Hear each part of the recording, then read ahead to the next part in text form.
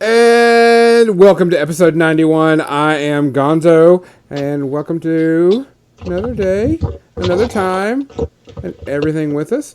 We are going to be talking about some pretty interesting stuff. Hopefully it'll all show up and everybody's coming back because it's kind of coming in kind of weird on my end. I can see Kathy coming in. She's got like 7 bottles of alcohol with her, and I'm sure John's bringing in a keg. Kathy, I'm gonna go ahead and switch to. Hey, Cosmic Cubable, welcome back. I'm gonna go ahead and switch straight to the paint cam because I'm gonna be showing a few things on air before we do. Well, we're doing this because I actually want to show some of the book. So I'm just gonna switch onto that cam that way we don't have to do it later. Kathy, I do need to ask you a question before we get started, since John's kind of getting ready and finishing up. What do you use to put on your base with the terrain rollers to make the textured bases? Do you just go green stuff, gray stuff, whatever it is? Never use green stuff actually because I find it just gets stuck in all the tiny little crevices. Mm-hmm. And that sucks. And if you oil it up, well, now you've got this residue. And so we use Sculpey Firm. Okay. I was wondering if that was the other thing. It's specifically the Firm Sculpey, which is gray. Well, I want to take... I did a 3D print of a cracked earth roller. Mm-hmm. And I think for my Malifaux, I want to try it out and do that. Just do a cracked earth. And kind of in the cracks, kind of do like a green glow coming out of it type thing. Oh yeah, And do that. So I didn't know if you use Sculpey or if you use green stuff. I heard people using both, but I figured and you can't skimp with the Sculpey because the regular classic Sculpey, which is white, is less expensive. But it is a different consistency than Firm Sculpey. So if you get just the classic white Sculpey, you'll be disappointed because it's really soft and mushy before you bake it, and it gets stuck in the crevices too. All right.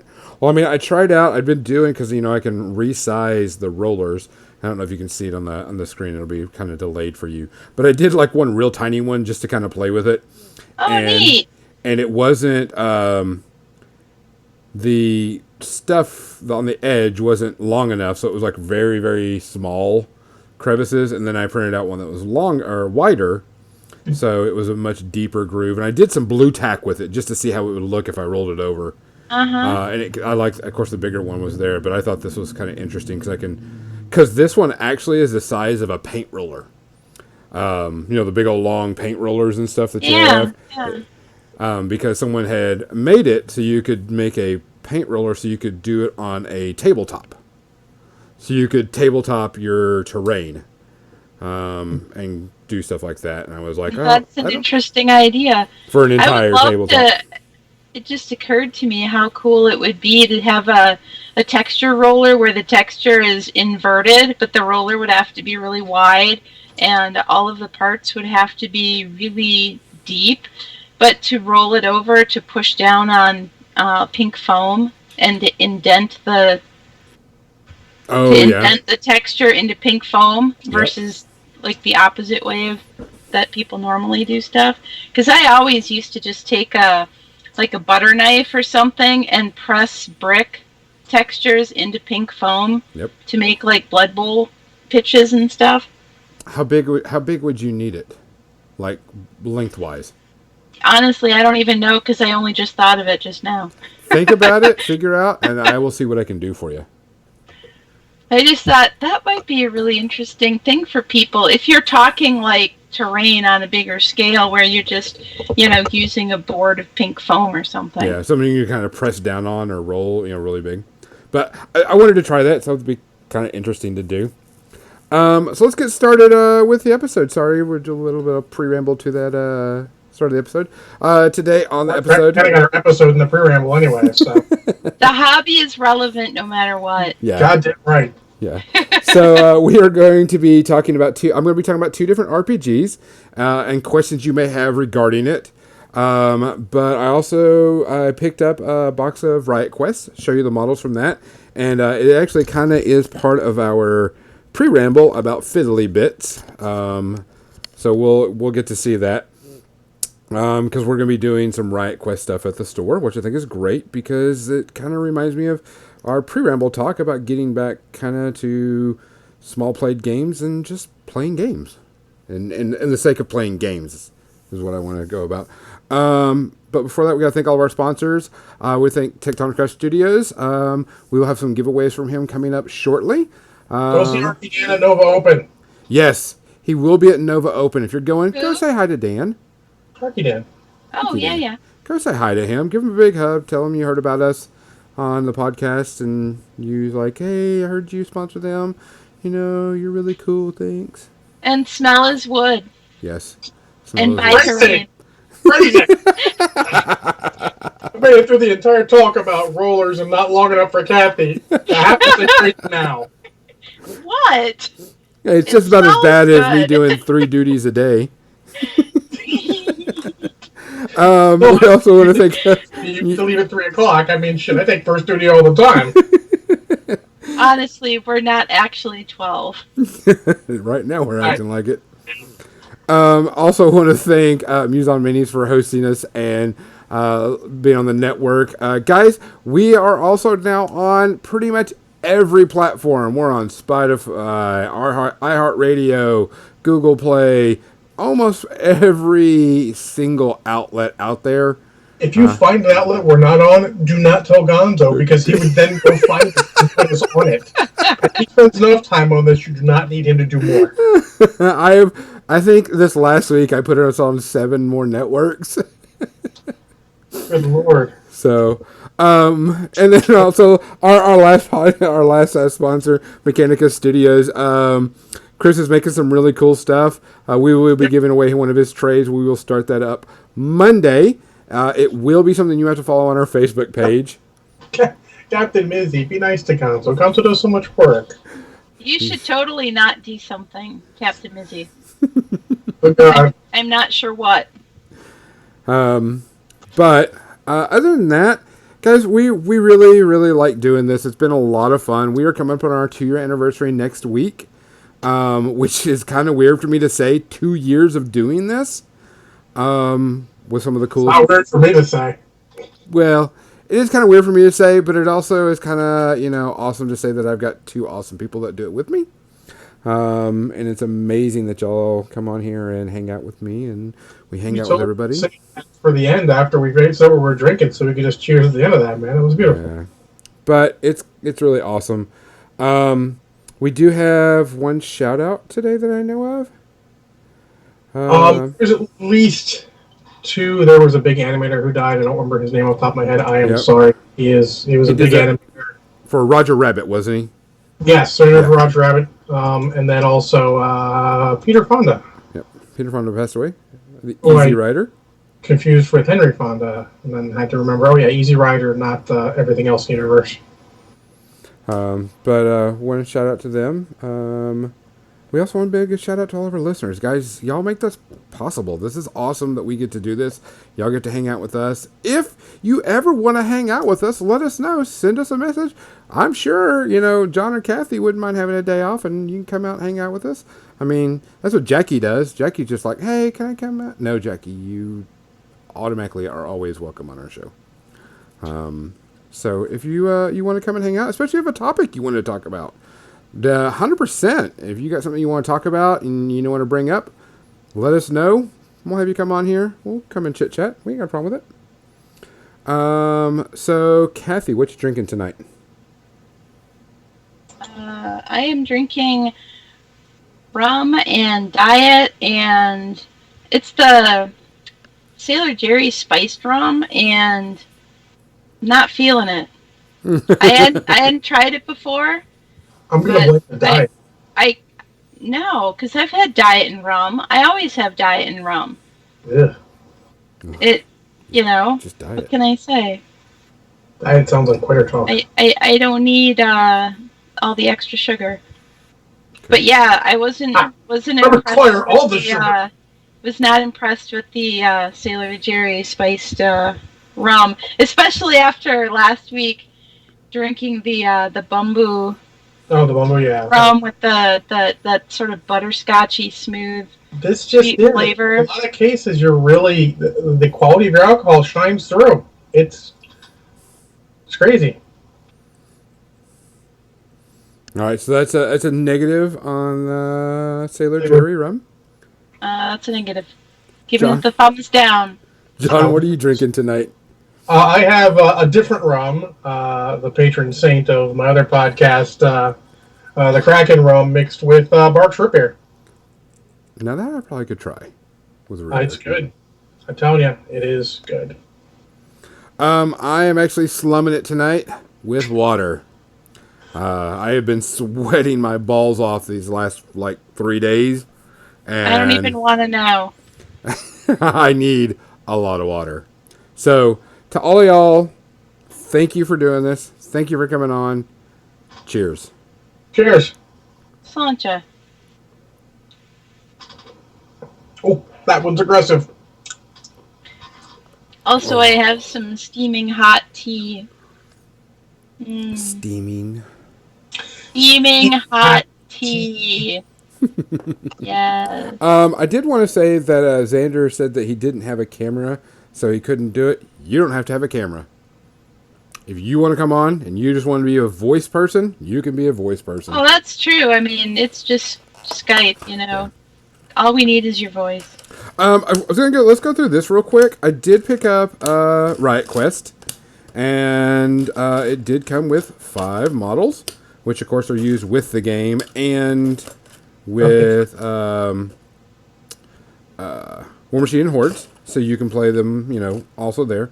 So these are Riot Quests that we're looking at right now? Yeah, these are the Riot Quest models that you can look for. That you can play both in Riot Quest and in War Machine and Hordes. They are solos. I kind of actually want to send all these to you, Kathy, and have you paint them up because there's like the little Gubbins, the Goblin Gubbins. He is really, really cool. He's like one of my favorite miniatures out of this. I mean, if it's called a Gubbin, I feel like I need to paint it. Yeah, but I'd have to send you the whole set. I mean, that's just the whole thing. That's just kind of how it is.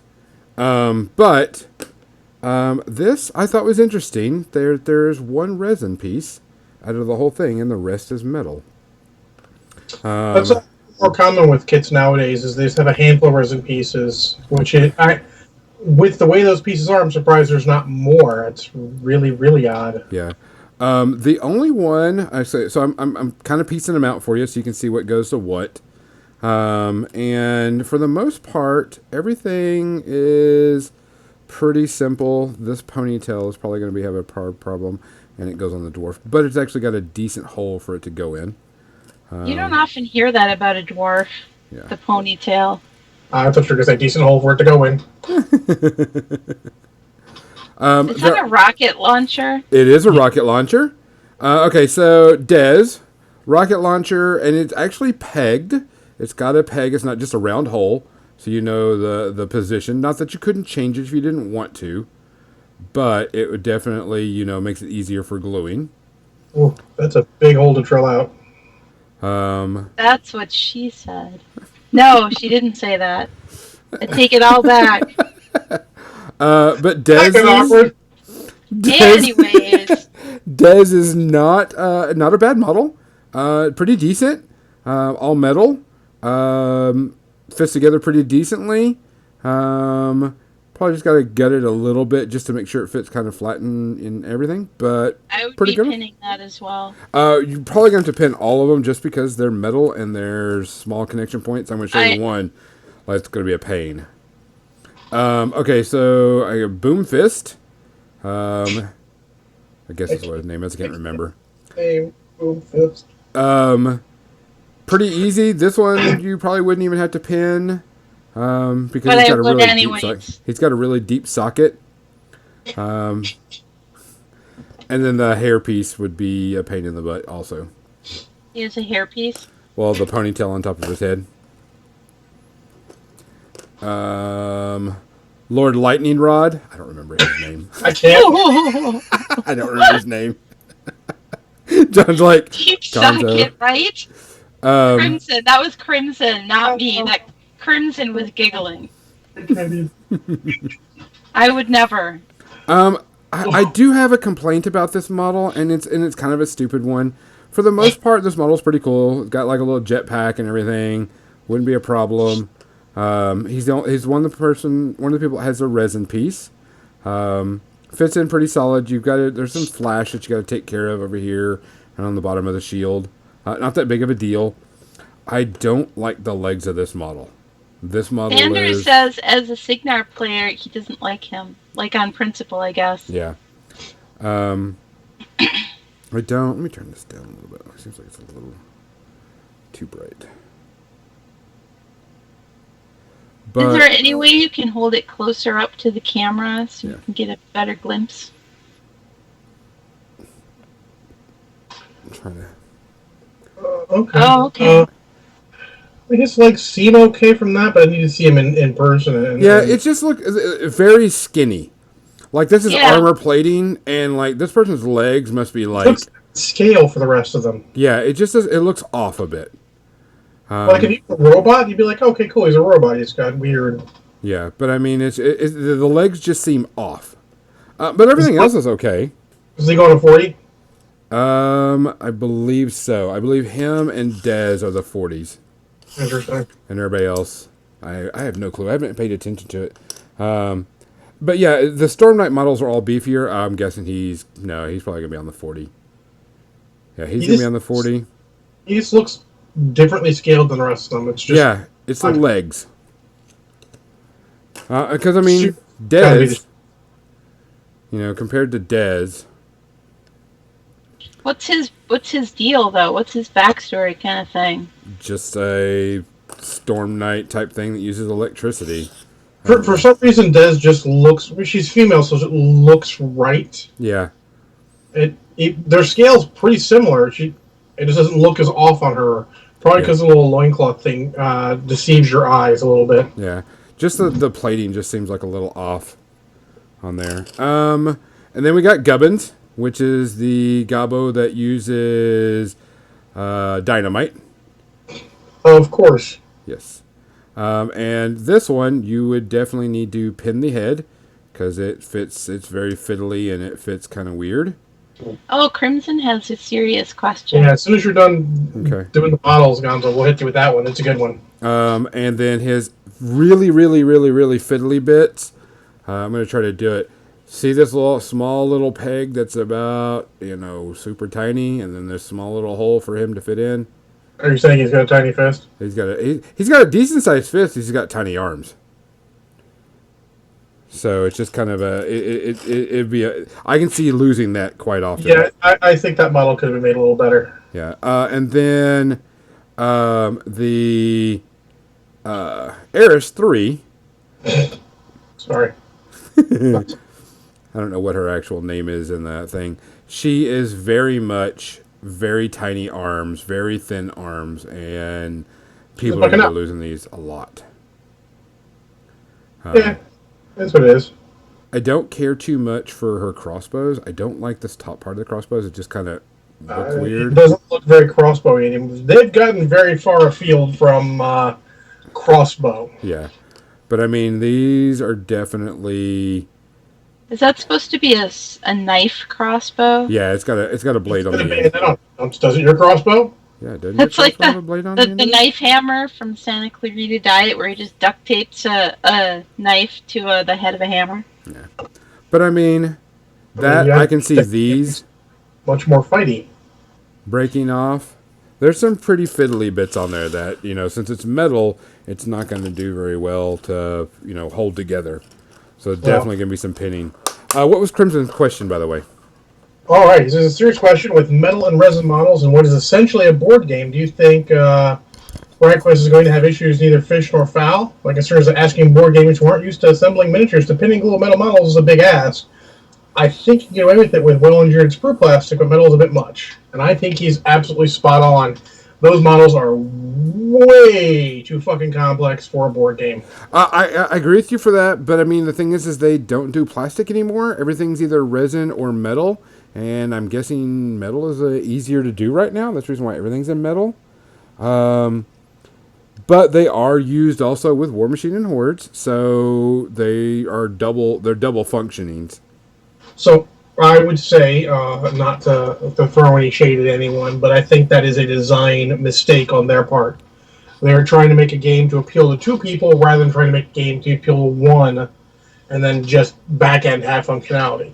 Example, it's always going to be compared to Warhammer Underworlds. That's the closest thing to Mm-hmm. it.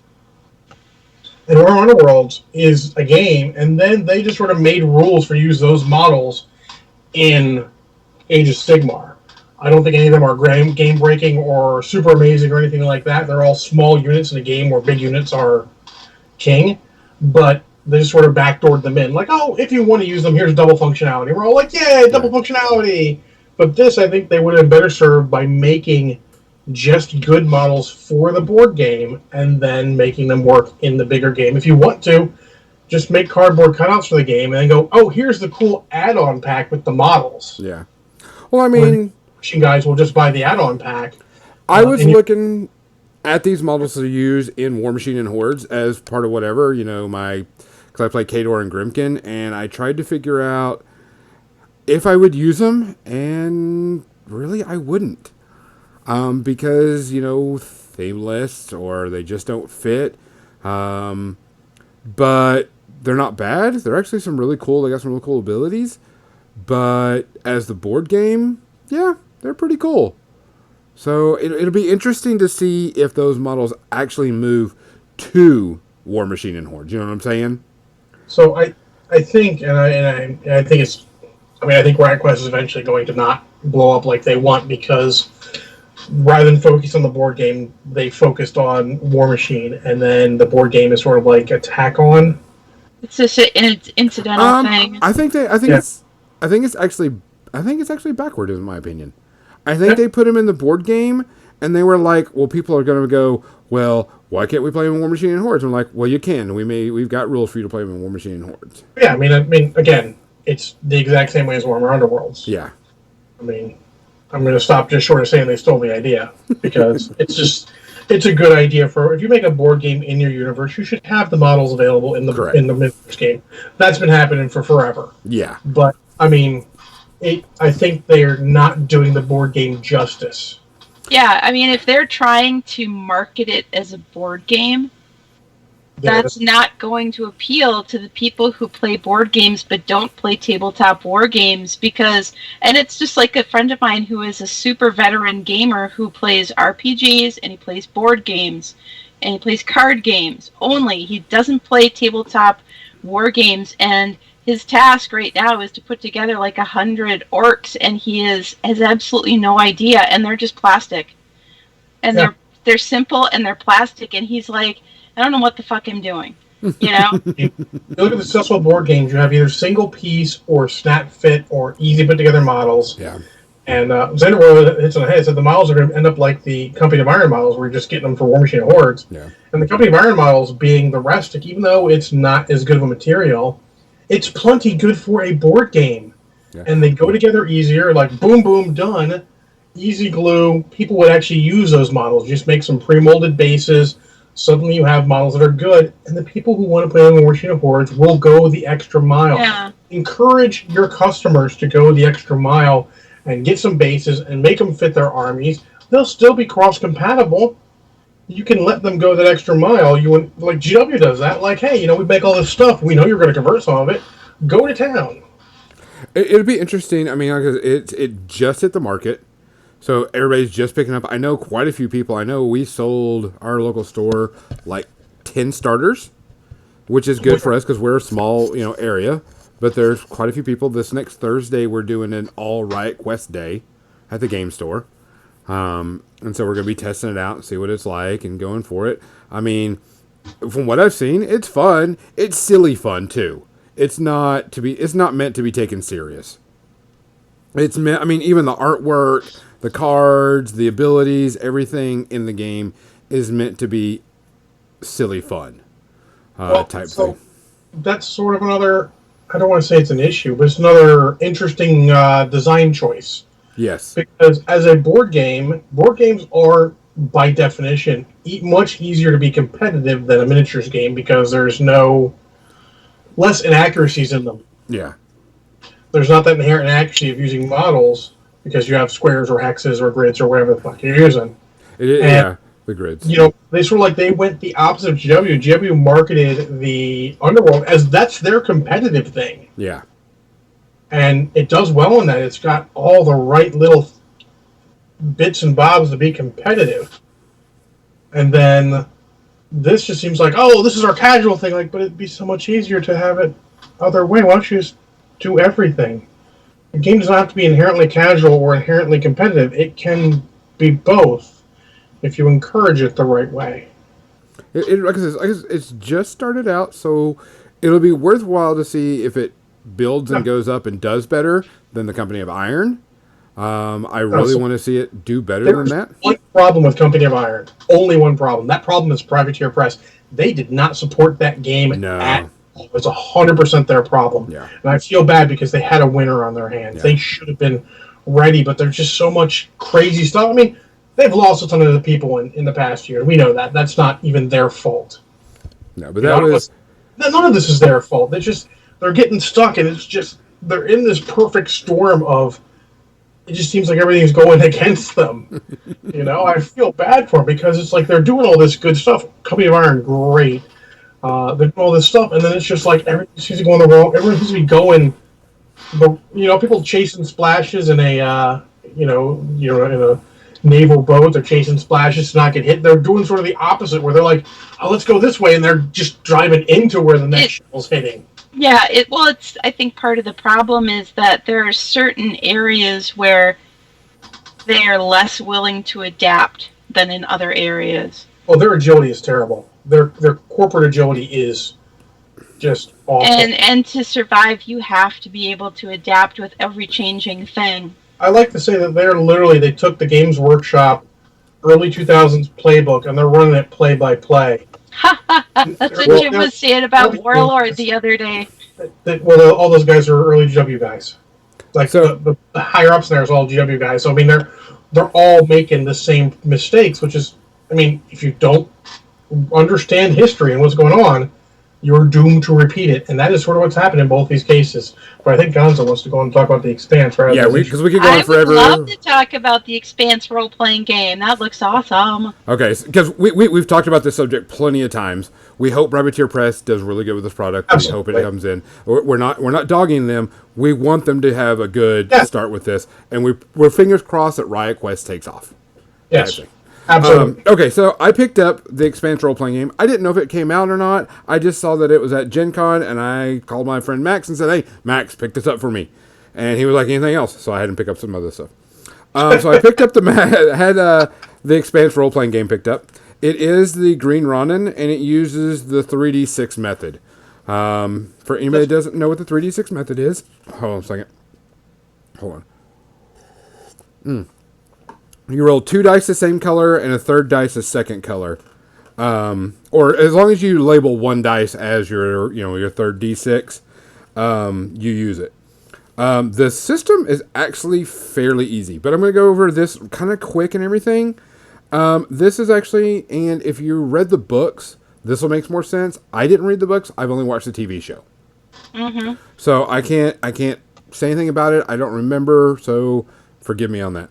It is you technically play between the first and second novel, is where the time period is. Doesn't mean you can't change it or do something different. That's just where they have it set for this. I assume that's before all the really crazy shit happens. I'm guessing so, but it is between Leviathan Wakes and Caliban's War. I think Caliban's War is when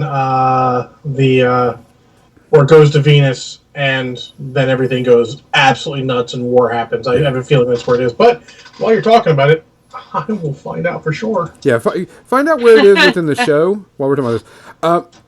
This game is the dice system is pretty simple. You roll 3d6. One of the dice have to be a separate color. And the reason why it has to be a separate color is because it's used for something else. Test results, you roll a 3d6, add your ability score. If it meets or beats, depending on what it is, you succeed. That's it. Pretty simple for the most part. 3d6 is actually the most optimal way of Well, rolling dice. the thing is you only count 2 of the dice, from what I can tell. Or the third d6 helps you with what's going to come up. Let me go through this. Your scores start from -2 to 4. 0 is like, I think they said 1 is average. So, being weak in other things because, you're skinny or whatever. So on and so forth. You make tests by rolling the 3d6, add the ability score. If you have any focuses, whatever, and you beat it, you get your success. The third dice, that's the drama die. It has many, many uses in this game. It's for stunt points. It's for doing things crazy. It's to see how well you pass the test. Because you could pass it, but not pass it so well that you don't get all the information, I guess is what it says. So if you're hacking, you only hack one door. Or if say you're digging for information on Venus, you only find the basic information. But if you roll high on your drama die or other thing else, you can get more type of information. So, to give you an idea of the backstory, it's basically just after the Eros incident, where Eros goes to Venus, but before everything that happens with finding the guy's daughter and all that. So, sort of that thing. Before the actual war, I think, sort of between the end of Season 2 and Season 3, or in that area. Yeah. The TV show. All tests either are done by opposing roll or difficulty numbers stated by the storyteller. They do have different timekeepings within the game, which I think is great. There is your whatever action that is happening right now is how long it's going to happen, aka combat. That is actually real world time. And then you have interludes, like travel times, where, you could be doing other things during the travel time. And we're going from this city to this city. Roll on the random monster table. Not really, but you've got 9 basic stats that are all used for different things. You can determine them how you want them in any different way. There's not a set way. And like I said, all of this is what's in the book. You're allowed to make and change whatever you want. It is your damn game. But you can randomly generate your character from everything. Randomly generate your stats, your abilities, your origin. Because depending on where you grew up, depends on how gravity is going to affect you in the game too. Yeah. Because that was something that was seen in the show. Your social status. All different things you get back from the social status. And there's like a ton of charts for cool stuff. And your professions, you can randomly roll your profession type thing. If you wanted to have an entirely random character, you can do it. I've played Traveler. That's not going to happen. But for some people... What? That's fun! For some people it is. Have you played Traveler the first Traveler? I have not played it in like 30 years. Yeah, we played it. I bought a set from a guy secondhand. It was cool. And then the first character we made died before we got to play it. We're like, what the hell is going on? The thing that there's one of the steps is your drive. And your drive is something that's going to be what you have to do, but also a downfall. So, one of the things is caregiver. Your compassion, but you have your downfall that you self-sacrifice yourself a lot. So it's cool. It's a pretty cool concept. Money is done a little bit different in this. You have your starting income, and if it's something that is outside of your income range, you have to make a roll to see if you can afford it. So you don't have to count your pennies. Oh, how many dollars did I spend to buy this? Like the old Phase Rep Marvel system. Much the same for that. So you can see if it depletes your income or not. All your other stats are derived, like your defense is part of your dex score, your speed, so on and so forth. One of the things that I thought was really interesting, Leveling up is not done by experience points. It's not done by, accomplishing goals. It's actually determined by the GM if you do something that warrants leveling up. They give an example of you complete a story. Yeah, that's a time to level up. Type thing. So I don't like that because I think there should be, because the GM can always say it's time to level up, Yeah. but there should always be a set, guaranteed, this is when you level up sort of thing. Well, okay. Yeah, So yeah. here's what they say for there is no levels per se. Like you get experience points. They say after a major achievement in the game, such as the end of an adventure or a plot arc, but achievement can happen during a game session, especially if there's a lot of in-game downtime too. Okay, I mean, So I mean, the better. That's a GM, little better than that, but yeah, it's always weird. It It's is. very much the DM's prerogative. discretion, and that sometimes Everything is. the DM can be a bit of a dick. Hopefully Yeah, not. But that's why yeah, you always have a more structured idea, so the DM go like, "I'm not letting you do it this time because I have a plan." I like one Hold where them accountable. you have points, but the DM actually awards you for doing stuff that's appropriate. outside of or goes a little bit extra. I used to You award know. people, bonuses to their skills based on what they actually did in the game.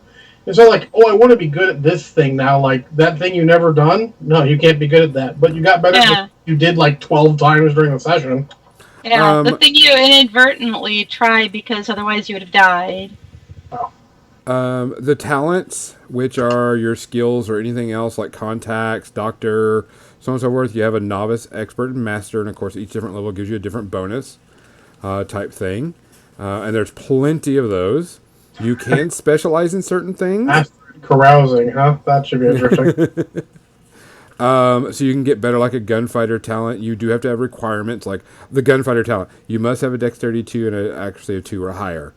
And then you get bonuses as you get up in it. Oh, yeah. Equipment. Equipment does break in this game, and they suggest using it because it's part of the story. Of finding new gear, getting new gear, stuff like that, or rebuying stuff. Because some gear has flaws, and some have you want to buy this one because it's better. From the GM standpoint, playing a game that is very rules light right now, I actually don't like making gear break. It should only break at a dramatic point for the game. Yeah, well, I mean, like some other things, like if it's an item flaw, if it's heavy, you get minus to your speeds and stuff like that. Yeah, it's fragile. If it's fragile, obviously it should break more often. Yeah. But other than that, I'm really not a big fan of breaking stuff unless it's appropriate for the game. It's a good, interesting. Oh, you made a roll, but you succeeded in a bad way, so your troll broke or something cool like that. Yeah. You do have the characters are allowed to do 2 actions around, a major action and a minor action, or 2 minor actions. Free actions are pretty much like talking, reaching for something, so on and so forth. That's an unopposed check. Major actions is like, I've got a few up here, all out attacks, defend, melee attack, range attack, and then minor actions are, so say you want to attack somebody, you melee attack with them, but then you want to move. Pretty standard type stuff. Yeah, that's it. Okay. Range and melee, it's got all that. You got to make sure you're within a certain range for stuff. So, I mean, it's not big of a deal. Combat is deadly, which it should be. You're a human. Even though you are a bit above a human, they say. Because I don't know. I'm playing a game that is very undeadly, and it's such a cool thing. It encourages people to do cool stuff, but I understand having a deadly game. Yeah, I mean, well, it's deadly for the fact that you're not a superhero, is what I'm saying. You're still a human being. You're not. You are above a normal human, but you're not someone that can just take a gunshot to the head and be like, no problem. I'll throw that off. So I had that steel plate implanted in my head. Another thing that happens is action stunts, which I think is a really cool section of this. When you roll your 3d6, you get one of the dice is your action stunts, and you have to use them when you roll. You can't save them up or do something with them later on. You use them when you roll, and it can add different things. Do an action stunt like some of them. General combat stunts. Regain fortune equal to your SP spent. Use the cover to get more cover. And so there's different things that you can use it for. Like you can knock someone out easier. You can expose someone, double team. There's a bunch of different stunts that you can do. They have ones for chasing, one for general combat, melee, gun, grappling. Stunts for all different things. So it is kind of chart heavy in that aspect. It is a little chart heavy. It looks right there, but it seems like stuff that's very intuitive, so you could run it on the fly. Yeah, you break weapons and stuff. There are you can also use the SPs on infiltrations, exploring, different things like that. So it's not just combat. I love a game that allows non-combat stunts and stuff like that. That's cool. Also for social encounters, you can do that. Of course, there's a very detailed social interaction of this game because that's what the Expanse was. There was a lot of different social aspects. Social encounters. So you bring a shotgun, right? Yeah. But there are Don't social bring a stunts. shotgun to your social encounter. No. Bring a shotgun to your social encounter. Trust me, it helps them. It helps them out a lot. But there is downtime that you can get, and you can use your downtime to, of course, heal up, do things in between, level up, start solving problems, researching, things that could take a longer time to do. Of course, one of the coolest things, you got vehicles. You do have spaceships.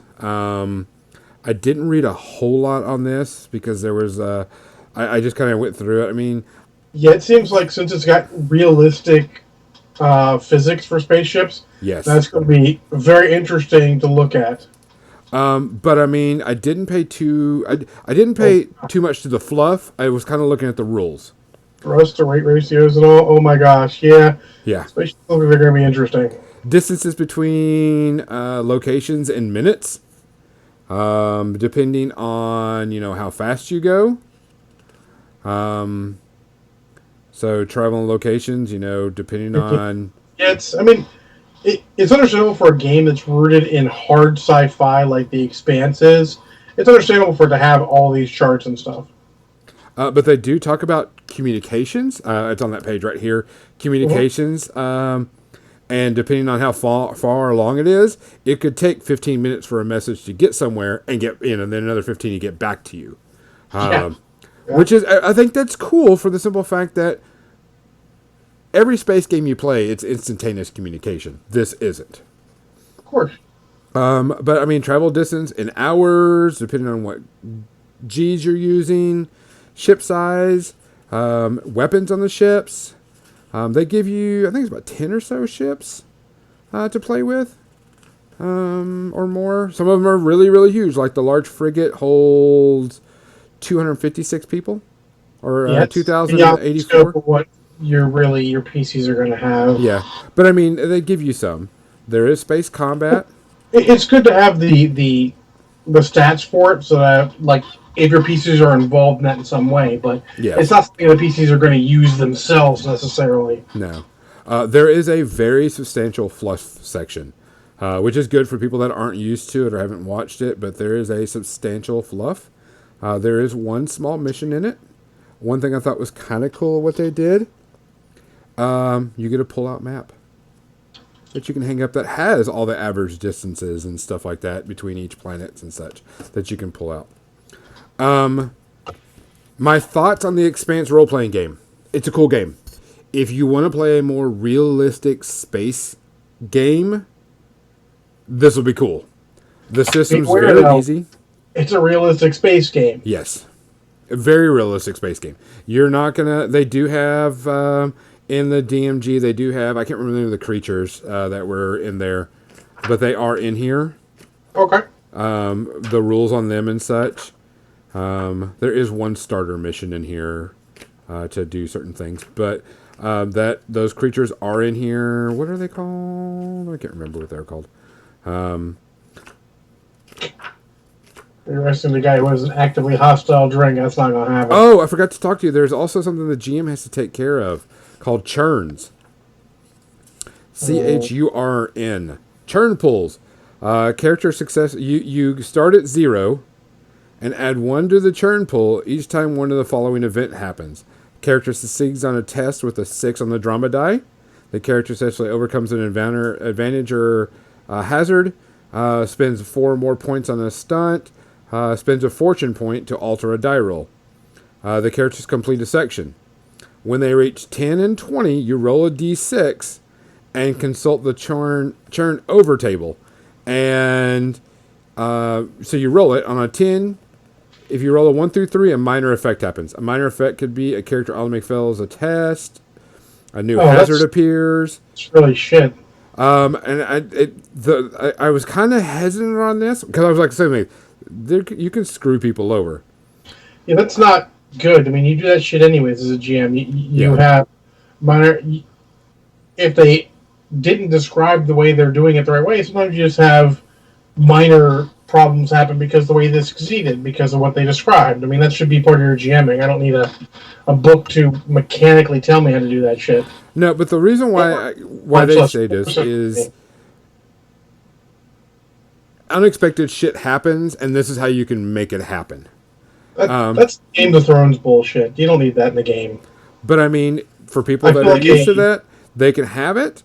I think it's an interesting idea, but you want to be careful with this because if the characters are already fucked, don't fuck them even more. I feel like there'd be a better section on GMing that you would get from a generic GMing book, but there's so few of them that you can find easily anymore to put it in the book of like, hey, if your PCs are doing too good, every once in a while you need to throw an extra, thing in their way to make them remember that it's not all, them just succeeding like absolute badasses. This is the real world-ish. Yeah. Well, like one of the things that they say in there is plan ahead for a churn. So it kind of happens at the appropriate time, that it's not just a random bullshit thing. To go on a 2-second rant, I mean, it's like the opposite of what they said about 4th edition and D&D. Like, well, there's no rules of role-playing in there. This is adding mechanical rules to shit that that GM should know, that you could explain in a paragraph or two. You don't need to have a fucking mechanical rule following it. That's just kind of bullshit. But I'm slightly inebriated. That's just my opinion. But if you're looking for, and I want to say it's generic, if you're looking for a realistic space game, that's great. It's good. I do see some issues with it. So if someone wants to play a politician, but everybody else kind of wants to play spacefarers, it could be an issue because you're flipping back and forth. You're going to want to have a party. That's to be fair, that's GMing 101. You want your people all together. Yes. If the politician wants to be out with the spacefaring people, a la the companion from Firefly, by all means. Yes. Benara, that's her name. But I would do it, if I were going to run it and somebody said they wanted to run it, I would do like a unit of Marines and, work on that. Because you could have a Marine that's a combat guy, a Marine that's the officer, which it has a more political feel to it.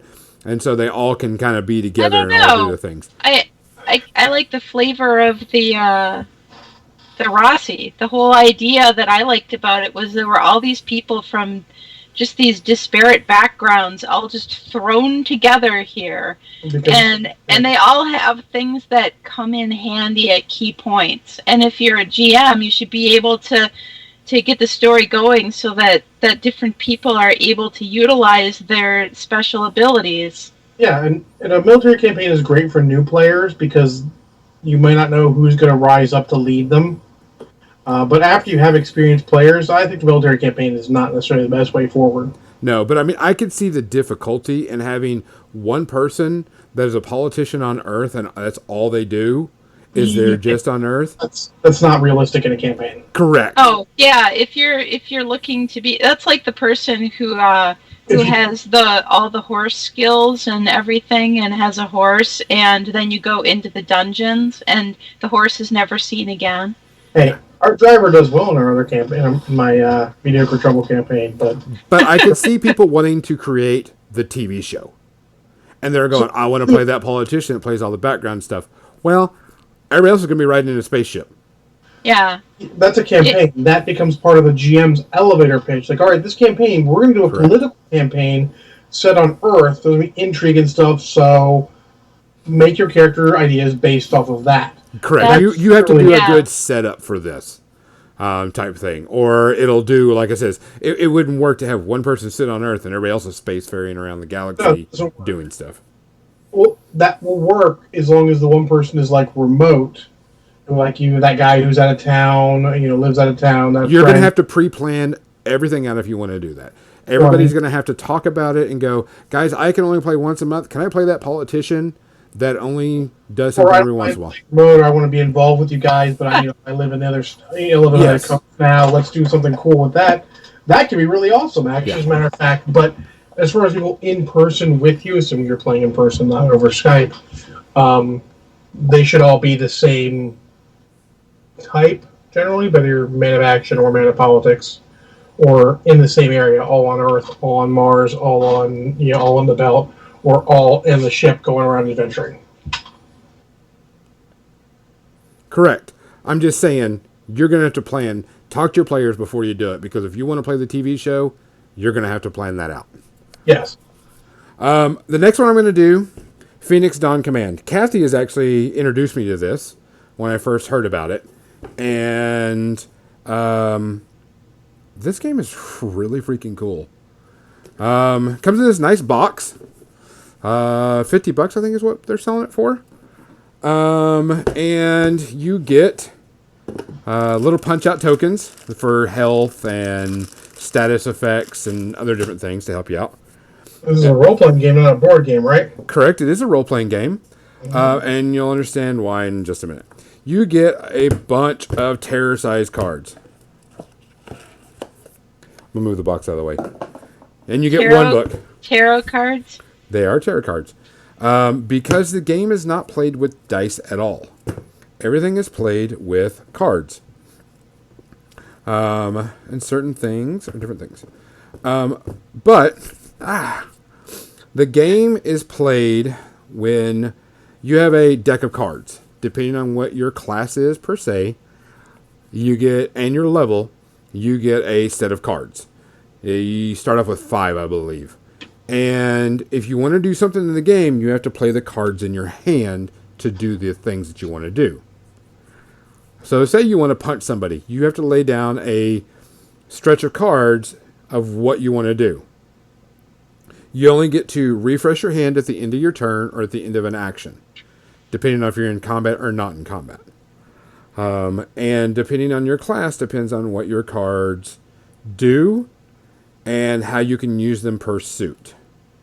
Because there are certain suits. It's a role-playing game? That sounds awfully like a board game.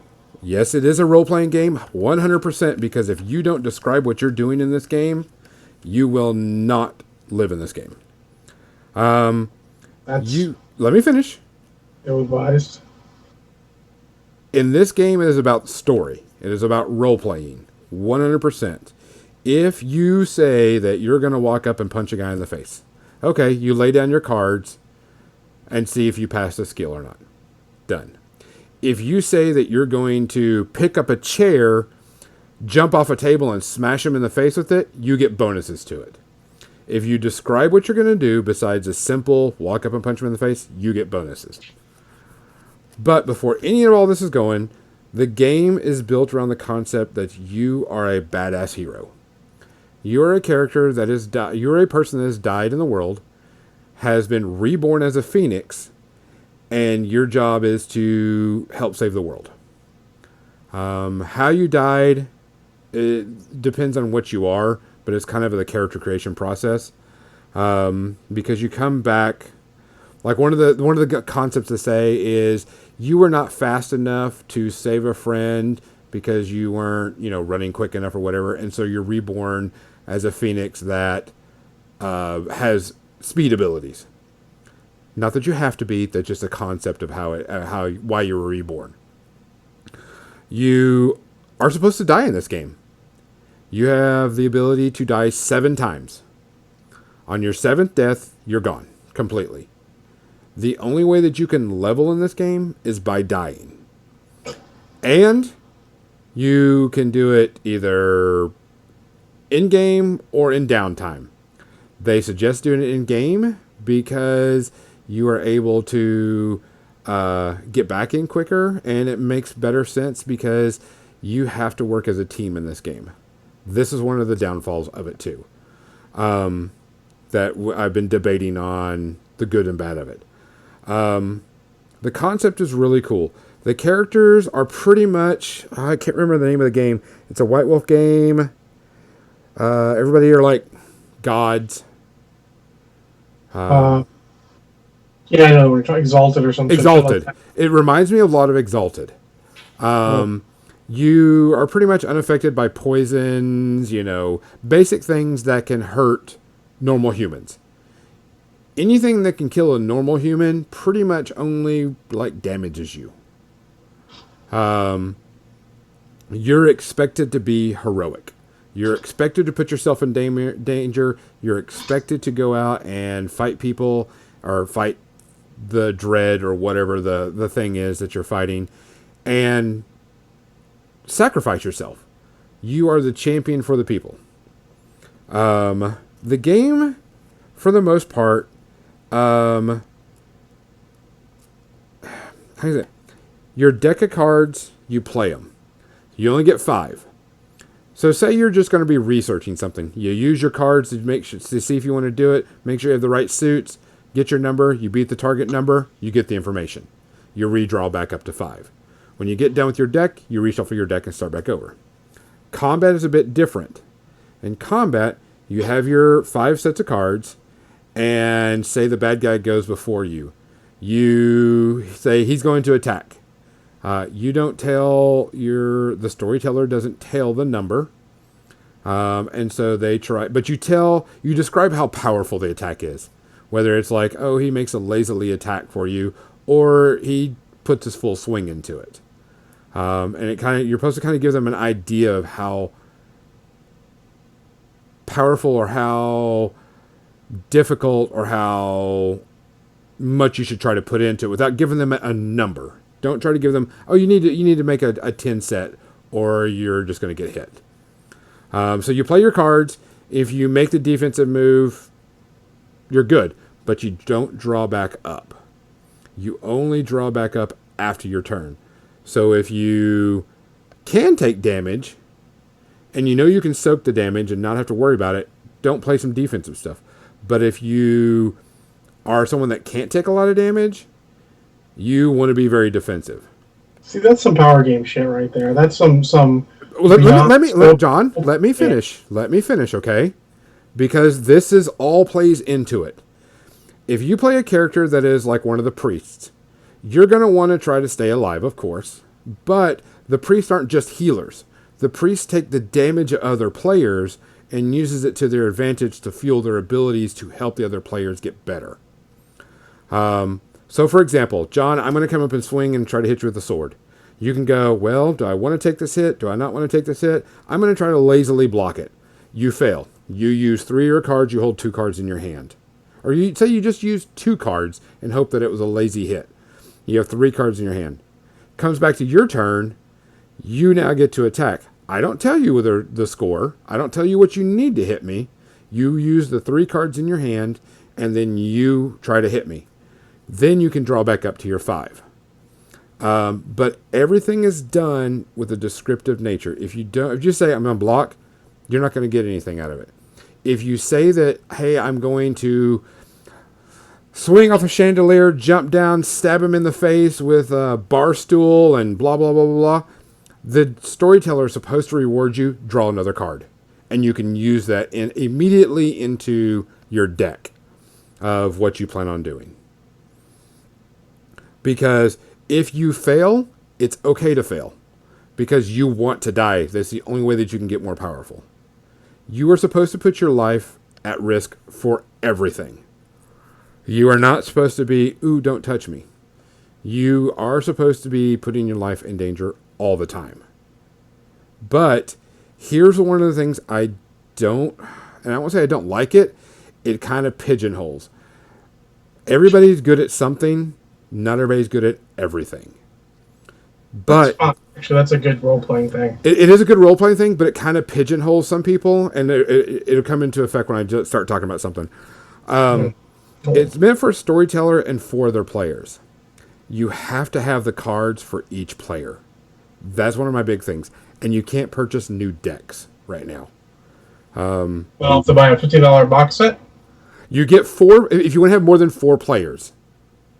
You can So have you get players worth out of the box set. yeah, you get 4 players worth, but if you want to add a 5th or a 6th, you have to find a way to get more tarot cards. Or whatever cards there, whatever you want to call them. There is some really cool things. All the classes are very, very neat. Your character doesn't worry about equipment because every time you die, your body turns to ash, your armor comes back, which armor doesn't matter. You can look any way you want. It doesn't matter. But you come back wearing whatever clothes that you had, and when you get to level 2, you have a special item that gives you bonuses.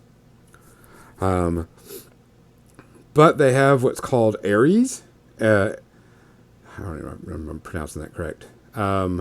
Everything's based off of the Phoenix. It's just their shtick thing. You're part of a wing. Your group is part of a wing. And you can be instantly teleported to certain castles within the world to take on missions. So, say, John, you die because you blocked this giant blast of lightning bolt from hitting, this family. Your body turns to ash. Everything turns to ash.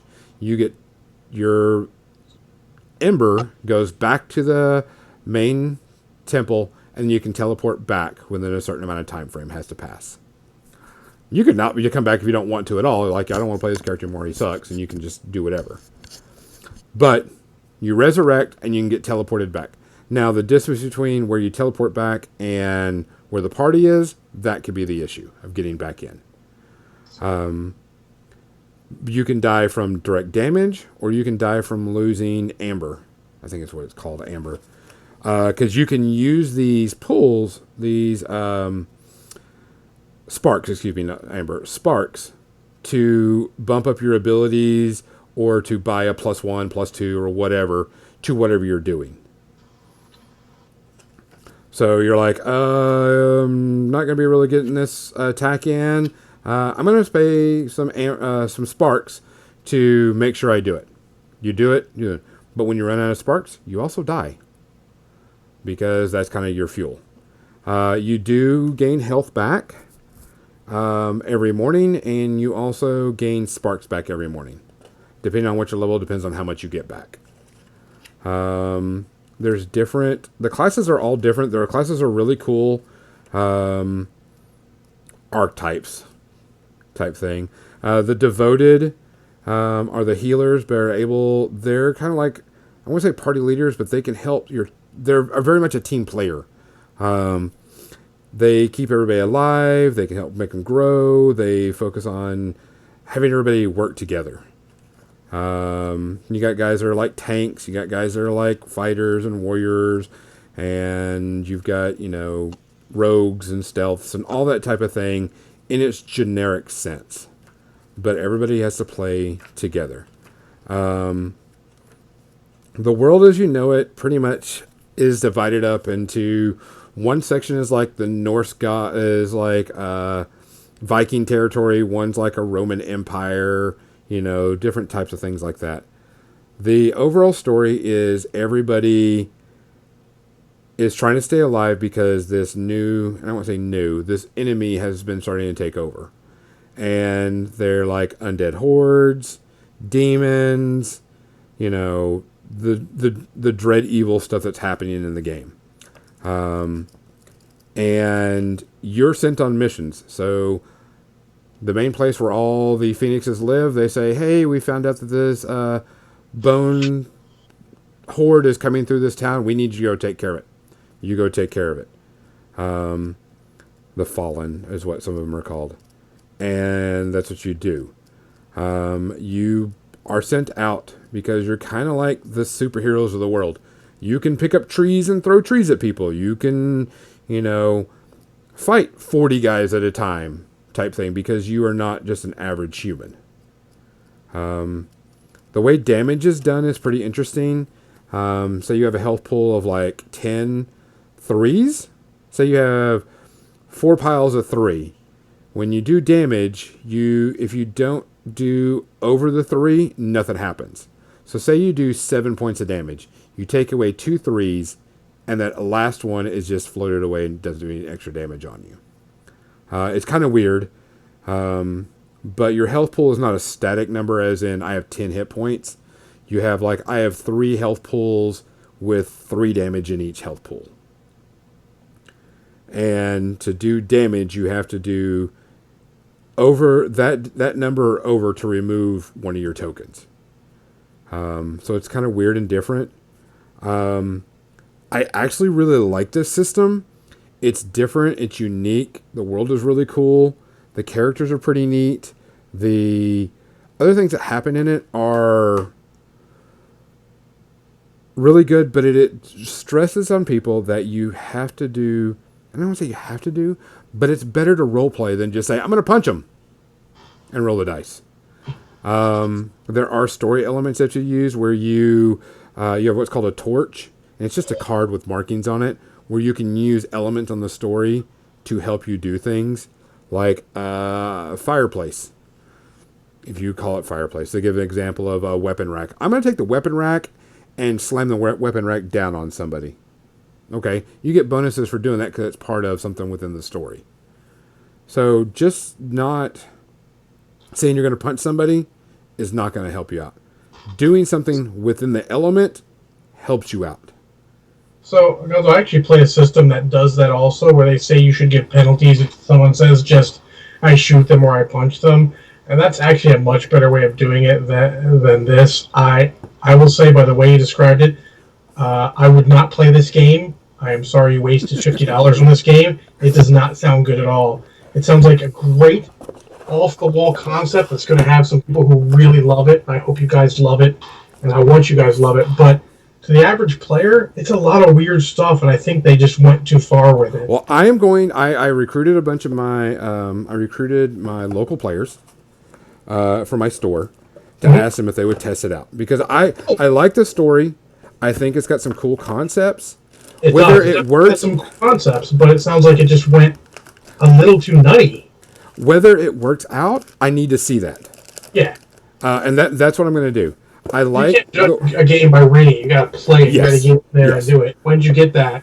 But I would say by the elevator pitch you gave me, I literally stopped caring 10 minutes ago, and I would not play this game. It doesn't sound interesting. It sounds like there's other games that could do similar in a more interesting. That's the reason why it kind of reminded me of Exalted, with the way it's played. You can be a badass and not have to worry about it.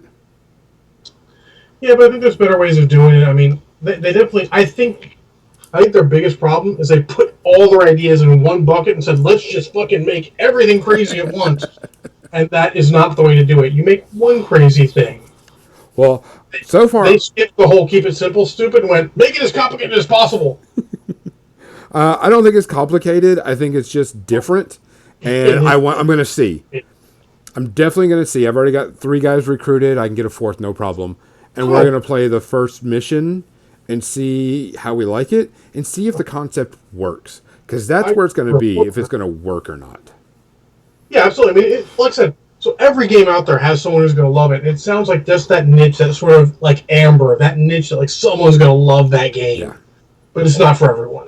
No, I could see how some people don't like the randomness of the cards, or the ability to use their cards, or the ability to get the numbers. It just feels wrong. It's like you don't necessarily always have a chip in a chair. When you're rolling dice, you always have a chip in a chair, and that makes PCs feel so damn powerful. Yeah. Like, I don't know if I can hit this guy, but I'm rolling dice, so there's just a chance that I might hit that son of a bitch. Well, there's also other things that go with the cards, like you have talents that you can use to help. You have shit cards in your hand, you're like, I got shit cards, this is not going to work, and that makes one feels terrible. Yeah. Love that feeling of potential, like, I got this D20 in my hand, it can roll a 1, or it could roll a 20, and I could do some shit. That's one of the things that I was one of my concerns is that if you constantly draw shitty hands, you're just not gonna be able to do anything. Yeah, or you just have to think really creatively about how to talk your way through those cards to make something happen. You can't rely on the GM to talk your way through everything, because at some point the GM's going to be like, no, you already talked your way through 3 things. Not thinking that you just got a shit hand for the 5th time in a row. You have to have a system that's robust enough to give the PCs a chance, despite of a GM going, Jesus Christ, you just talked right through three things. I need you not to be the mad dad this time. When you're like, I'm just trying to do something with this shit hands I get. Yeah, that's one of the things I was one of my concerns as a storyteller is if you've got really crappy hands, how are you gonna be able to do anything? Yeah. Because it's gonna be like, okay, I can bullshit my way into getting another card, but how many times can I bullshit to get another card? Yeah. Yeah. Yeah. Yeah. And a card But if you're drawing shit hands is good, but it's not like the end all be all. It's like, well, I just drew another shit card. Great. correct. Well, you know what's in your deck, so because you actually build your deck, you get like two twos, two threes, two fours, and ones that are based on your class. It just sounds like they're just combining different games. Yeah, they Types. combine maybe too many games together. I'm going to test it out. I'm going to try to record it if the guys will let me, Yeah. and we'll see how it is. I like the concept. I like the world. I'll tell you right now. I read all the fluff in the world. I really like the world. It's really cool. It's really neat. I like the concept. I like the way the characters. I like that they want the characters to be heroic. They want the characters to work as a team and fight and stuff like that. It may be That's a too role game. do what? Like, I'll be honest, that's a role playing game. Correct. Ideally, yeah, your group is going to be those people, even if they, You're even already, if like our group, they kind of all go their separate ways and do stupid shit, individually. We do come together when the chips are down. We're there for Yeah. each other. that's why it's cool about every role playing game. You're supposed to be heroic, Yes. or whatever it is, fulfilling your deeds, and you know that you need teamwork to take down the mean stuff. I mean, that's not a new concept. And you're Well- all willing to go down in a blaze of glory. God damn right. Yeah, and this one, it is actually okay to die because you get more powerful when you die, which I think is a good thing because a lot of you are like, I don't want to die because I spent, 5 weeks working on it. I'm like, but you're a hero. You're supposed to die. Doesn't mean, you should be space cowed, but you should do something heroic with it. They took the meaning out of it. A heroic death is supposed to mean something. They took the meaning out of it. Your leveling up becomes a tactical maneuver. That is what we call a tactical respawn in the business. It's like in Zombie Side when I sacrifice myself because it doesn't say in our mission objective that all of the survivors have to be alive at the end of the game. You're And like, I'm just like, I'm going to lure these guys over here and I'm going to sacrifice myself so that you guys can get to the exit and complete the mission. Which, Well, it's a valid strategy. I mean, that's one of my concerns too. Is someone going, I'm just going to die, go. All right, I'm on my fifth death. I'm going to hold off on dying. yeah, I And mean, I'm like, I can see some people trying to power game that. that's not good. No, it's I mean, not. Yeah, so I'm interested to hear how it comes, but it does seem like they're trying too much all at once. Yeah, it's a whole new game system. I like where they're going. I like the concept. I like the world. I like the monsters because I've read quite a few. I like the background. I like how it's going. I'm just not 100% sold on the card system yet. We will be interested in your review after playing. Which is definitely going to come up. I've already got, like I said, I can get a fourth person. It's not a problem. I hope you prove me wrong. I'm not expecting you to prove me wrong, but I'm hoping you do. Yeah. I hope I am too because I like it. I think it's a really cool system. Excuse me. But it's going to be whether it works or not. Because there's some game system like, this is really cool. This system sucks. One of my favorite that I say that with, Shadowrun. Shadowrun. Let's see how Shadowrun comes, because Banyan's going to get Shadowrun 6E when he gets a chance. Is it 6E? Jesus Christ, it's 6th edition. I am so envious. I loved Shadowrun in the 90s. See, Love I love Shadowrun. I just hate the system because I don't want to be rolling 66-sided dice to, open a door. I don't even care. Gonzo, don't play Champions, ever. Oh no, I love Champions as a system. I love Champions as a game. I don't like the system. Also, I feel like it's the GM's discretion to make you roll 66 to open a door. I'm just saying that, to do anything, you're like, I'm rolling 16 D6s to see if I'm just like, do we really need that many? But yeah, Champion same way, and There's a point in old Shadowrun where I put bullets to the exact same holes I had already shot just to make it intimidating. And I love rolling 16 dice to make sure that shit happens. But we'll see. Like I said, That's heroic. I'm Badass. cautiously optimistic. I'm still not 100% sold on the card system, but I want to see it in action. Yes. Because with the players I have, they're not going to be upset because we're going to be testing out the first mission, and we'll give a good review on how it is because they're all experienced role players, so they'll be able to go, yeah, this system works, or yeah, it needs a bit tweaked because X Y Z, or no, even though I had a bad hand, I was able to work out what I needed. We'll have to see. In any So there's case, you should go to 15 the media minutes section left of the because it's media section. yeah. let's get on that then. Hold on. You killed half of it with this game. That better be good, or I'm going to retroactively be angry. How many things do you have to talk about? I don't know. I watched a Multiple? movie. Okay, Kathy, you go first. Movie watching Kathy, go first. You know how rare it is that I actually watch something, and I was at Jen's house and we watched Get Out. Okay. I've been And wanting to see that. that's the horror movie that was directed by Jordan Peele, and I feel like I remember critics or people saying it wasn't good. Oh my god, it was amazing. I was so Critics creeped actually out. thought it was good. I was creeped out after I got home. I was still creeped out. And that's saying Except for something. wives, though, they're using black people, right? It was I did think Stepford Wives. It was a weird take on it. It was a different thing, but it was yeah, there was a bit of a similarity. Yeah, it wasn't the wives, it was these black people and these it was basically slavery, just Yeah. in a little bit of a different form, but there were a lot of things going on that were just uh they just did creepy so well in so many different forms. Like the guy gets to the place and he sees the groundskeeper, and the groundskeeper's just got this look on his face, not normal. Just everybody he interacts with is just slightly off. You don't know why. You get that it's just slightly off. You're not sure what's going to happen with it, but I did kind of guess early on that they were taking like the brains of these white people and putting them in these black people. Oh, spoiler, by the way. The movie's old enough. I don't think you hear about spoilers, and I think It's pretty. it's a couple years old now.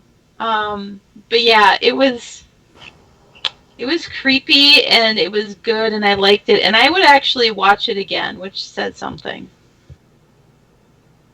I heard that the critics didn't like it as much, but most everybody else thought it was really freaking cool.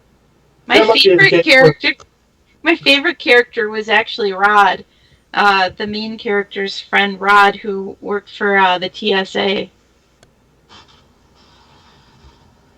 and he was also the hero for me. Oh, what do you give it for space herpes? I give it 0 space herpes. It was amazing. Well, there you I'll watch it again just so that Jim can watch it with me. go. Sounds good. So that's that's moving on. We got 10 minutes. Well, I think Gonzo couldn't remember his the beginning of the beginning I do have one, but I mean, there was a couple, but I was like, because I did rewatch Avengers Endgame because I got the Blu-ray. Purchase that. Do what? So if that's out, I need to purchase it. Yeah. Still great and amazing. Still didn't feel like 3+ hours. I only stopped it once to go up and get some food so I could watch and eat at the same time. But I did see deleted scenes, and they were nothing to write home about. Yeah. I will take that back. They're nothing to write home about, but I'm glad that one of the scenes wasn't in there. The deleted scenes, if you haven't seen it, tough. We're going to spoil it for you.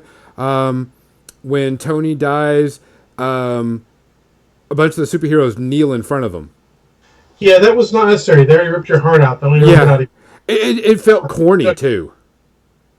Yeah, it was a little much. Like if Yeah, they had already like the Peter and Pepper there, it would have been good. But with Peter and Pepper there, it was too much. yeah, it just didn't feel right, didn't fit. Yeah, So didn't I was like, everything else was kind of filler, and I can see why it wasn't in there. And I'm glad they didn't include the kneeling scene. It just none of didn't them, feel right. none of them were necessary. It's one of No, those cases where the deleted scenes were not needed at no. all. Um, So no issues there. It was just good fun. I watched a double feature. It was a double DVD with The Magnificent Seven, the most recent one, and Silverado on it. One of those is my favorite Western of all time. The other one's just a solid action flick. I love Silverado. Well, and the original Magnificent Seven. No, it's the remake from with Denzel Washington. That's what I'm going to talk the most about because Silverado is also my favorite Western ever and is great. I mean, zero. I'm pretty sure that's kind of how we bonded between that and Buckaroo Banzai. Goddamn right. Those are great movies. And sort of Silverado sort of shows the problem with Magnificent Seven. Magnificent Seven, it's a remake directed by Anton Fuqua, starring Denzel Washington, has a all-star cast, and the cast is all great in it. No one is a weak point in that movie. The weak point is actually with how they decided to make the movie. This is a rare movie that is less than the sum of its parts. By the sum of its parts, it should be an absolute zero space herpy. It should be a fucking instant great Western. But it's not. Because they don't do enough with what they have. It's like they wanted to remake Magnificent Seven and they didn't want to go too deep into it. There's only two characters who have any real development backstory, and that is Denzel Washington's character, and it's unnecessary, where he has the main villain wronged him in the past, and that sort of takes away from him. The thing about Chris in the first Magnificent Seven is he's doing it because he's just a good guy, and this is wrong, and he needs to stand up for it. Not because the bad guy killed his sister and his family in the past. That cheapens the movie a lot. It cheapens. It may make sense why he would be doing all he is doing, but it cheapens the theme of the movie. It makes the hero less heroic and more a vengeance guy. And Ethan Hawke, who plays Goodnight Erbishaw, who is great and does a great thing. He's got PTSD. It's affecting him. You can tell. He's a Civil War veteran. It's affecting him, but he overcomes it and comes back to help his friends. And they could have really made all these characters shine for the most part. Chris Evans is way too Chris Evans in this movie, and I think that's going to be a problem in his career going forward. I don't know if he can act besides being Chris Evans. No. I haven't seen the two Jurassic Park movies he's in, but I imagine he's still Chris Evans in those. It's really like what Ryan Reynolds has become. Ryan Reynolds is sort of like that quirky, almost Deadpool all the time now, and it's going to bother me as he goes on because it hurts his career. He can do so much more. He's got talent. I don't know if Chris Evans has other talent. I assume he does, but he's too Chris Evans in this movie. The rest of the characters, they have their reasons to be there, but they're not all very well defined or good. But overall, the characters keep you in it. They have a little bit of bonding, not as much lighthearted bonding as it should be. It should have more lighthearted bonding. But at the end of the day, it is basically just an action movie. It has two amazing action set pieces and a bunch of solid action in between and some okay moments. But literally, if it's not Ethan Hawke or Denzel Washington, you're really wasting this crew on it. Billy Rocks, played by Byung-Hun Lee, is great, but you don't get any backstory of why he's hanging out with Goodnight Erbishaw, Ethan Hawke's character. As I said, Chris Evans, the Mexican guy whose name I don't remember. You could have done more with him. Like, the second Magnificent Seven movie, The Return of Magnificent Seven, did so much more with the bandit in that movie than they did with this, and that movie was like 40 years ago. How can you not even get to the level of a movie that was 40 years ago in a modern movie? Come on, guys. Try a little bit. But the two action set pieces are fucking awesome. It is still a good movie, but it's not a flawless movie because of all these little things they did. I would say it is what I like to call a clip movie. You will occasionally watch the first gunfight between the Seven and the bad guys in the town. It is great. It's a good 10-minute or so clip. You're just like, this is awesome. And then when you watch the full movie, you're watching to get the whole effect and to get the end fight, which is long. They make the bad guys super scummy and terrible. While I don't necessarily disagree that this is maybe a realistic sort of take on the West, because let's be honest, we don't cover the robber barons of the pro-Civil War as well as we should in history. It is very scummy and bad and dark, and it's a movie that should be a little bit more lighthearted. These are guys who are giving their life because, spoiler, most of them die. Especially the seven. That's not much of a spoiler if you've seen any of them, from the Seven Samurai to Battle Beyond the Stars or anything in between. You know that most of them give their life. For a town, there should be more lightheartedness between them. It should not be as heavy and dark as it is all the time. You need to have a little more. But it's worth watching. I'm going to give it another one of those 1.5 space herpes, and I really argue terribly for it against that. But it's one of those movies that could have been perfect, but it just did too much wrong. Gonzo, you better take it because I am slightly inebriated. I have one more, and it is a new show that is on Netflix called Cannon Busters. It is an anime. I listened with bated breath. I saw the intro and it looked interesting. Yeah, okay, so Cannon Busters is a new anime by Netflix. It is... How can I put it? It's kind of like Trigun meets... oh crap, it was right on the tip of my tongue and I just lost it. Fooly Cooly. And Desert Punk. And Gurren Lagann. However you pronounce it. Yeah, but you put FLCL in there. Do what? You put FLCL in there. That makes me scared. Well, the way the anime style is and the way it happens, there's a lot of silly, weird stuff that goes on. It's not bad. Right now, it doesn't have a negative rating or a bad rating or anything like right now, because I haven't finished the entire season. What I've seen so far, I've liked. It also kind of reminds me of like Samurai Champloo or Cowboy Bebop in a way style, with a little bit more lightheartedness and less seriousness. It's interesting so far. There's a kind of different things going on. It has a lot of violence in it. A lot of things are blown up. The story is these two people are looking for this wanted poster guy, and this guy is supposed to help them find this place where this prince is at. But when the guy dies, he comes back alive. He like regenerates and so on and so forth. So it's kind of this weird circle that they go around. They get into issues, and he dies a lot. But it's not bad. It's okay so far. I'm not having a big problem with it. I'm only about 3 or 4 episodes in, so we'll have to wait and see how it goes. DVD cover. It's okay so far. Yeah. Guns for more than dice.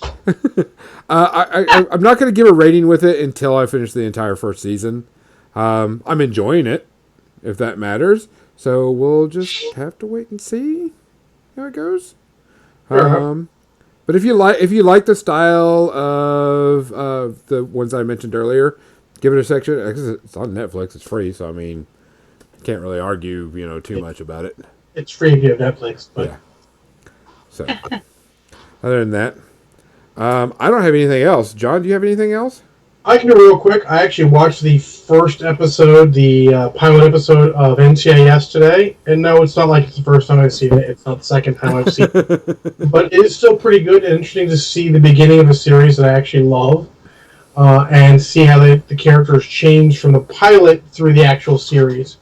Because the pilot introduces all the characters, and Gibbs is a little more interesting as he is the movie buff, not Denozo. But I think that was a good touch, taking it off of Gibbs and giving it to Denozo, because it made Gibbs' character a little odd at points. But still good. I also love how they have Agent Fornell, for those of you who know, the FBI head who's often dealing with Gibbs. Starts off in that first episode and recurs many times in the series, which I think is really awesome. Yeah.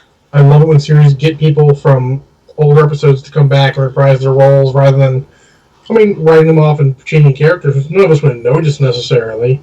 But he comes back, several times during the series, and it's very cool. I'm gonna give it one Space Herpy because it is a little early and you see a couple problems. They don't have the whole team there yet. I feel like NCS doesn't really hit it until they get Cade in and they start really getting the team, or when later when they get Ziva and McGee in, they see a better team. But I enjoy really, it. It's sort of CSI made perfect because I like CSI, but making it a little more action oriented makes it a better series. I really enjoyed those early seasons of NCIS. I haven't watched it in quite a few So years. I haven't watched it since Denozo left. I haven't watched Wow. And even most before of it that. before I left. Yeah, shortly into the new directors, the Vance's tenure, I left. But I mean, I'm interested to see it. We'll see if I get a chance to watch more of it. It's one of those things. It's like easy disposable cinema while you're watching, while you're eating dinner. Uh-huh. In this case, lunch. It's good to watch it once in a while. I'm just like, oh, cool. I'll watch a TV series. Yeah, as in the world, you can just watch it, pick it up anywhere, and just watch the episodes as soon as you know where it is. Like it was beyond where I was. They did a good job of making like the season had a storyline, but they were still episodic in there, and Yeah. I love Gibbs. Gibbs is a great character. Dano's a great character. Um, Honestly, I like where they went with the series. It's very amusing. I hope to watch more of it. We'll see sort of happens. I started watching a whim because some clips had come up on YouTube, and I'm like, I want to watch an episode. And I'm like, well, sure, let's start at the beginning. I don't remember where I Start at left the off last beginning. time. Was that Kathy? Yeah, start at the beginning. Yep. Oh, yeah, with Magnum. I think, honestly, like, Magnum's a little old to continue with because, I mean, it's what, 30-some years old at this point? A little too dated. A little too dated. You want something a little more modern. It's easier to pick those up and want to drop those off. And it's one of those series you can do that with, like Xander Warlord said. So I do enjoy doing that. And honestly, person of interest is sort of, I've lost how interest in it. All right. That's it, guys. No, you're not John. Thanks, guys, for I'm listening. John. No, I'm Okay. John. No, I'm John. I'm Kathy. I guess I'll be Gonzo again. Thanks for joining us, guys. I'm done. Bye-bye. I'm done so much. I'm John. Uh, Sandra's Ron.